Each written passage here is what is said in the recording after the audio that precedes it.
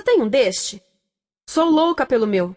Na verdade, adoro todas as minhas coisas. Já se perguntou de onde vêm todas as coisas que compramos e para onde vão quando nos desfazemos delas? Não conseguia deixar de pensar nisso, por isso quis saber mais sobre o assunto. E os livros diziam que as coisas se deslocam ao longo de um sistema. Da extração, para a produção, para a distribuição, para o consumo e para o tratamento de lixo. Isso tudo se chama a economia de materiais. Bem, estudei um pouco mais. Eu passei 10 anos viajando pelo mundo atrás de pistas de onde vêm as nossas coisas e para onde vão. E sabe o que eu descobri? Esta não é toda a história. Falta muita coisa nessa explicação.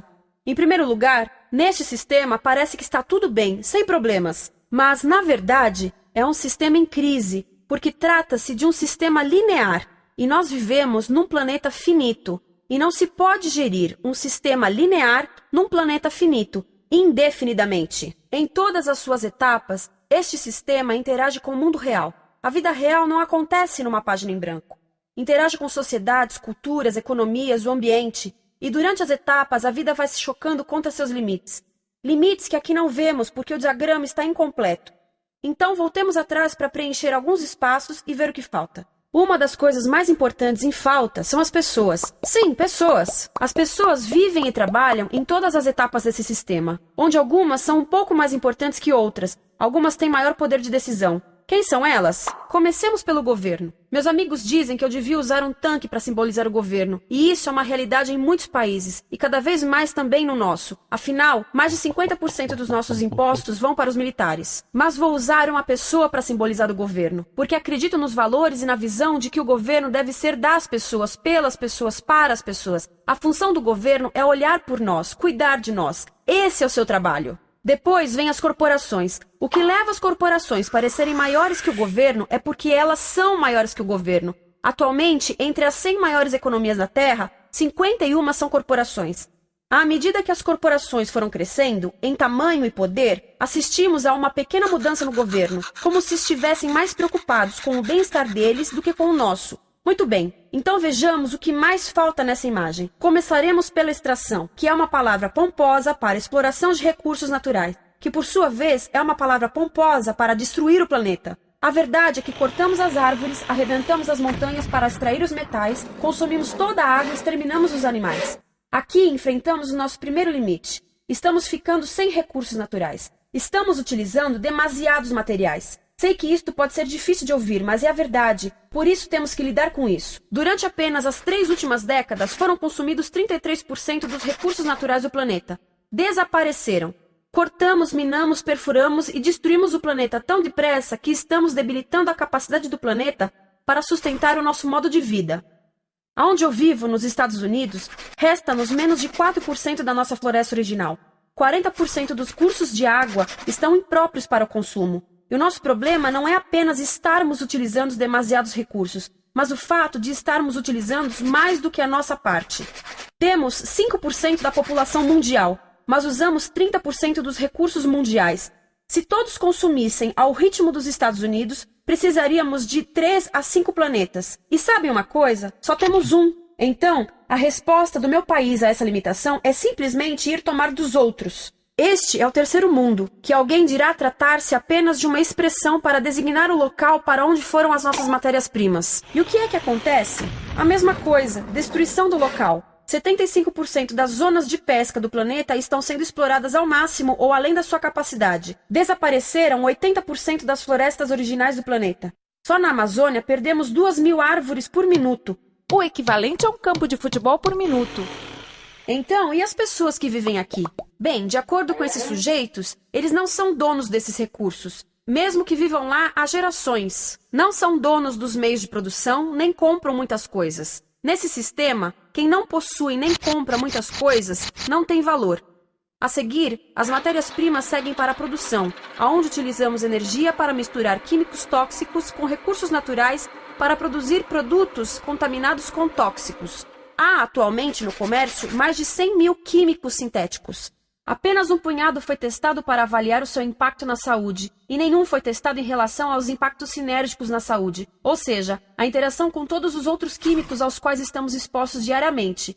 Por isso, desconhecemos o impacto total deles na saúde e no ambiente. Mas sabemos uma coisa: os tóxicos entram e saem. Enquanto continuarmos a introduzi-los nos nossos sistemas de produção industrial, continuaremos a inserir esses tóxicos nos produtos que levamos para nossas casas, trabalho e escolas, e claro, para nossos corpos. Como os BFRs, ou retardantes de incêndio à base de brometo, que tornam as coisas mais resistentes ao fogo, mas são super tóxicos.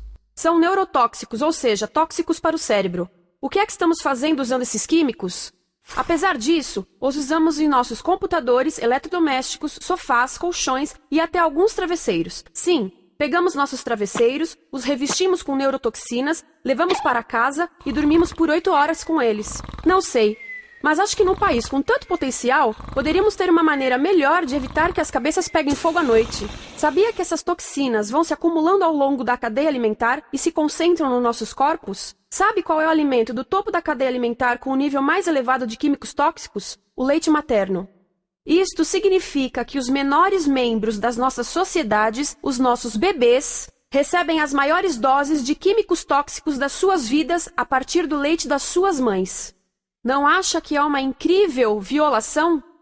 A amamentação deveria ser o mais importante ato humano de nutrição. Deveria ser algo sagrado e seguro. A amamentação continua a ser o melhor e as mães devem amamentar, mas nós deveríamos proteger esse ato. Eles deviam protegê-lo. Eu pensava que zelavam pelos nossos interesses. As pessoas que mais sofrem com esses produtos químicos são os trabalhadores das fábricas. Muitos são mulheres em idade reprodutiva que trabalham com toxinas que afetam a gestação, carcinogênicos e muito mais. Agora eu pergunto: que tipo de mulher em idade reprodutiva trabalharia no emprego deste, exposta a estas toxinas, a não ser uma mulher sem outra alternativa? Essa é uma das maravilhas desse sistema. A erosão dos ecossistemas e economias locais aqui garante um fluxo constante de pessoas sem alternativas. No mundo, há 200 mil pessoas por dia se deslocando de ambientes que as sustentaram ao longo de gerações para cidades, onde muitas vivem em bairros de lata, à procura de emprego, por mais tóxico que seja. Não só os recursos são desperdiçados ao longo desse sistema, mas também pessoas, comunidades inteiras são desfeitas. Sim, as toxinas entram e saem. Muitas delas saem das fábricas em produtos, e muitas mais saem como subprodutos, ou poluição, e estamos falando de muita poluição. Nos Estados Unidos, as indústrias admitem liberar mais de 1.800.000 quilos de químicos tóxicos por ano. Deve ser muito mais, porque isso é o que eles admitem. Trata-se de outro limite, porque quem quer ver e respirar 1.800.000 quilos de químicos tóxicos por ano? Então o que eles fazem? Mudam as fábricas poluidoras para o estrangeiro, para poluir outros países. Mas, surpresa, grande parte dessa poluição volta para nós trazida pelo vento. E o que acontece depois de todos os recursos naturais serem transformados em produtos? Passam por aqui, para a distribuição, o que significa vender todo o lixo contaminado com toxinas o mais rápido possível. Aqui, o objetivo é manter os preços baixos, com as pessoas comprando os produtos em constante movimento. Como eles mantêm os preços baixos? Pagam salários baixos aos trabalhadores das lojas e restringem o acesso aos seguros de saúde sempre que podem. Tudo se resume em exteriorizar os custos. O verdadeiro custo da produção não se reflete no preço. Em outras palavras, não pagamos aquilo que compramos. Outro dia estive pensando nisto. Ia a caminho do trabalho e queria ouvir as notícias. Por isso entrei numa loja para comprar um rádio. Encontrei um pequeno rádio verde engraçado que custava $4,99. Na fila do caixa pensei, como $4,99 podem refletir o custo da produção e transporte desse rádio até ele chegar nas minhas mãos? O metal deve ter sido extraído na África do Sul. O petróleo provavelmente do Iraque. O plástico produzido na China e talvez montado por uma criança de 15 anos numa fábrica do México. $4,99 não paga nem o aluguel do espaço ocupado na prateleira, nem parte do salário do empregado que me atendeu, ou as viagens de navio e caminhão que o rádio fez. Foi assim que eu percebi que eu não paguei o valor do rádio. Então, quem pagou? Estas pessoas pagaram com a perda do espaço dos seus recursos naturais. Estas pagaram com a perda do ar puro, com o aumento de doenças como asma e câncer. As crianças do Congo pagaram com o seu futuro, pois 30% delas abandonam a escola para trabalhar nas minas de coltan, um metal que usamos em aparelhos eletrônicos baratos e descartáveis. Estas pessoas pagaram por não ter direito ao seguro de saúde. Ao longo desse sistema, pessoas contribuíram para que eu comprasse o rádio por $4,99, mas essas contribuições não são registradas por nenhum contabilista. É isto que eu quero dizer com exteriorizar o verdadeiro custo de produção. E isso nos leva à seta dourada do consumo. O coração do sistema, o motor que impulsiona. É tão importante proteger esta seta que se tornou prioridade daqueles dois sujeitos. É por isso que após o 11 de setembro, quando nosso país estava em choque, o presidente Bush poderia ter sugerido fazer luto, rezar, ter esperança, mas não, ele disse para fazermos compras. Compras! Nos tornamos uma nação de consumidores. Nossa principal identidade passou a ser de consumidores. Não mães, professores, agricultores, mas consumidores. Nosso valor é medido e demonstrado pelo quanto contribuímos para esta seta. Quanto consumimos. Não é isso que fazemos? Compramos, compramos, compramos. Manter os produtos circulando. E como circulam? Sabe qual a porcentagem dos produtos que circulam através desse sistema que ainda são usados 6 meses depois da venda na América do Norte? 50%? 20%? Não, 1%. 1. Em outras palavras, 99% das coisas que nós cultivamos, processamos, transformamos, 99% das coisas que percorrem o sistema são lixo em menos de 6 meses. Como é que podemos gerir um planeta com esse nível de rendimento? Mas não foi sempre assim. Hoje, o consumidor médio americano consome o dobro que há 50 anos. Pergunte à sua avó. No tempo dela, a boa gestão, a engenhosidade e a poupança eram valorizados. Então, como é que isso aconteceu? Bem, não aconteceu simplesmente. Foi planejado. Pouco depois da Segunda Guerra Mundial, estes sujeitos estudavam a forma de impulsionar a economia. O analista de vendas Victor Lebow articulou a solução que se tornaria a norma de todo o sistema. Ele disse: a nossa enorme economia produtiva exige que façamos do consumo a nossa forma de vida, que tornemos a compra e o uso de bens em rituais, que procuremos a nossa satisfação espiritual, a satisfação do nosso ego no consumo. Precisamos que as coisas sejam consumidas, destruídas, substituídas e descartadas a um ritmo cada vez maior. O conselheiro econômico do presidente Eisenhower disse: o principal objetivo da economia americana é produzir mais bens de consumo. Mais bens de consumo? O nosso principal objetivo? Não é providenciar cuidados médicos, ou educação, ou transportes seguros, ou sustentabilidade, ou justiça? Bens de consumo?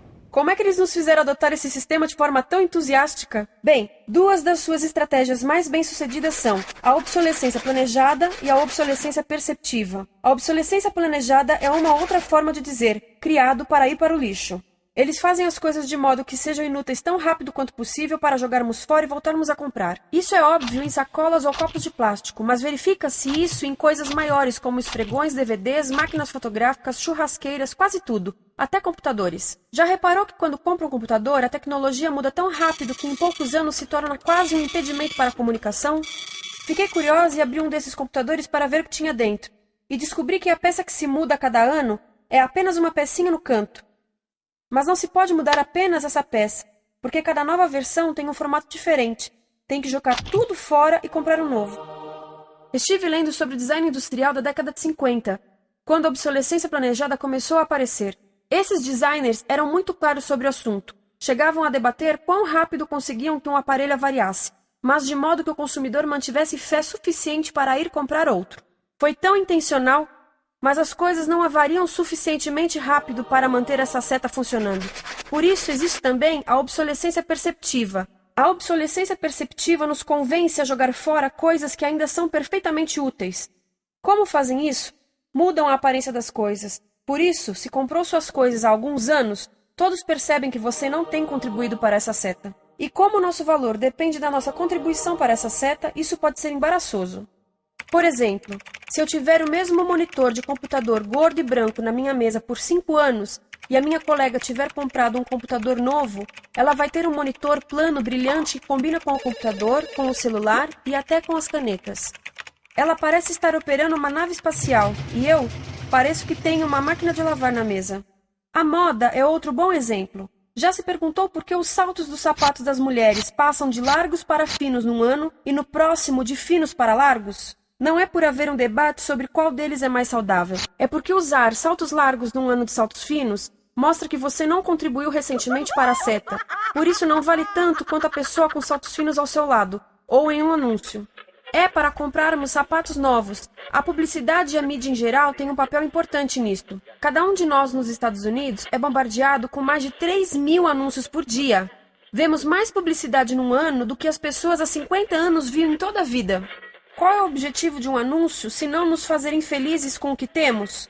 Por isso, nos dizem 3.000 vezes por dia que o nosso cabelo está errado, nossa pele, nossa roupa, nossos móveis, nossos carros, nós estamos errados. Mas tudo se resolve se formos às compras. A mídia também ajuda a esconder tudo isto e isto. Por isso, a única parte da economia que vemos são as compras. A extração, produção e envio para o lixo acontecem fora do nosso campo de visão. Por isso, nos Estados Unidos, temos mais coisas do que tivemos antes, mas pesquisas mostram nossa felicidade declinando.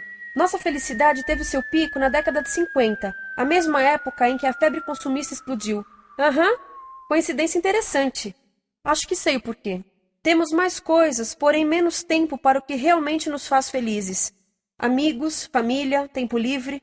Estamos trabalhando mais do que nunca. Analistas dizem que não temos tão pouco tempo livre desde a sociedade feudal. E sabem quais são as duas atividades que mais fazemos no pouco tempo livre que temos? Ver televisão e fazer compras. Nós, americanos, passamos 3 a 4 vezes mais tempo comprando do que os europeus. Assim, nessa situação ridícula, vamos trabalhar talvez em 2 empregos, e quando chegamos em casa exaustos e sentamos no sofá novo para ver televisão, os anúncios dizem que não prestamos, então vamos às compras para nos sentirmos melhor. Depois trabalhamos mais para pagar o que compramos e chegamos em casa mais cansados, vemos mais televisão que nos diz para fazermos compras outra vez. E estamos nesse ciclo de trabalhar, ver, comprar, e podíamos simplesmente parar. Então, no final, o que acontece a todas essas coisas que compramos? Nesse ritmo de consumo, não cabe tudo em casa, apesar do tamanho médio das casas ter duplicado nesse país desde os anos 70. Vai tudo para o lixo, e isso nos leva ao tratamento do lixo. Essa é a parte da economia de materiais que conhecemos melhor, porque nós temos de levar o lixo até a esquina. Cada americano produz 2 quilos de lixo por dia, o dobro do que fazíamos há 30 anos. Todo esse lixo ou é despejado num aterro, que é um grande buraco no chão, ou ainda pior, primeiro é incinerado e depois despejado no aterro. As duas formas poluem o ar, o solo, a água, sem esquecer que alteram o clima. A incineração é realmente ruim. Lembra daqueles tóxicos da fase da produção? Bem, queimar o lixo libera esses tóxicos no ar. Pior ainda, produz supertóxicos novos, como a dioxina. A dioxina é a substância mais tóxica feita pelo homem, e os incineradores são a principal fonte de dioxina. Isso significa que podemos parar a principal fonte da mais tóxica substância conhecida e feita pelo homem, simplesmente parando de queimar o lixo. E podemos parar hoje. Algumas empresas não querem criar aterros e incineradores aqui. Por isso, também exportam os resíduos. Então, e a reciclagem? A reciclagem ajuda? Sim, a reciclagem ajuda. Ela reduz o lixo nessa extremidade e depois reduz a pressão para minerar e colher mais nessa extremidade. Sim, todos devemos reciclar, mas reciclar não é o suficiente. Reciclar nunca será suficiente, por 2 razões. Primeiro, o lixo que vem das nossas casas é apenas a ponta do iceberg. Para cada saco de lixo que deixamos na esquina, 70 sacos de lixo são criados anteriormente, só para fazer o lixo desse saco que deixamos na esquina. Assim, mesmo que pudéssemos reciclar 100% do lixo das nossas casas, não se chegaria ao coração do problema. Além disso, grande parte do lixo não pode ser reciclado, ou porque contém demasiados tóxicos, ou porque é criado de início para não ser reciclável, como aquelas caixas de suco, que têm as camadas de metal, papel e plástico, todas coladas. Não dá para separar essas camadas para reciclá-las. Como se vê, é um sistema em crise. Por todo o percurso, estamos batendo em limites, do clima em mudança ao decréscimo da felicidade. Simplesmente não está funcionando. Mas a parte boa de um problema tão generalizado é haver tantos pontos de intervenção. Há pessoas trabalhando aqui salvando florestas, e aqui na produção limpa. Pessoas trabalhando em direitos do trabalho, em comércio justo, em consumo consciente, no bloqueio de aterros e incineradores. E muito importante, em recuperar o nosso governo, para que seja realmente pelas pessoas e para as pessoas. Todo esse trabalho é criticamente importante, mas as coisas vão realmente começar a se mover quando enxergarmos as ligações, quando enxergarmos o panorama geral. Quando as pessoas ao longo do sistema se unirem, poderemos reivindicar e transformar esse sistema linear em algo novo, um sistema que não desperdice recursos ou pessoas, porque aquilo de que precisamos nos livrar é da antiga mentalidade de usar e jogar fora. Há uma nova escola de pensamento nesse assunto, e é baseada em sustentabilidade e equidade, química verde, zero resíduos, produção em ciclo fechado, energia renovável, economias locais vivas, já está acontecendo. Há quem diga que é irrealista, idealista, que não pode acontecer. Mas eu digo que quem é irrealista são os que querem continuar pelo velho caminho. Isso é que é sonhar. Lembre-se que a velha forma não aconteceu por acaso. Não é como a gravidade que temos que conviver. As pessoas a criaram, e nós também somos pessoas. Por isso, vamos criar algo novo.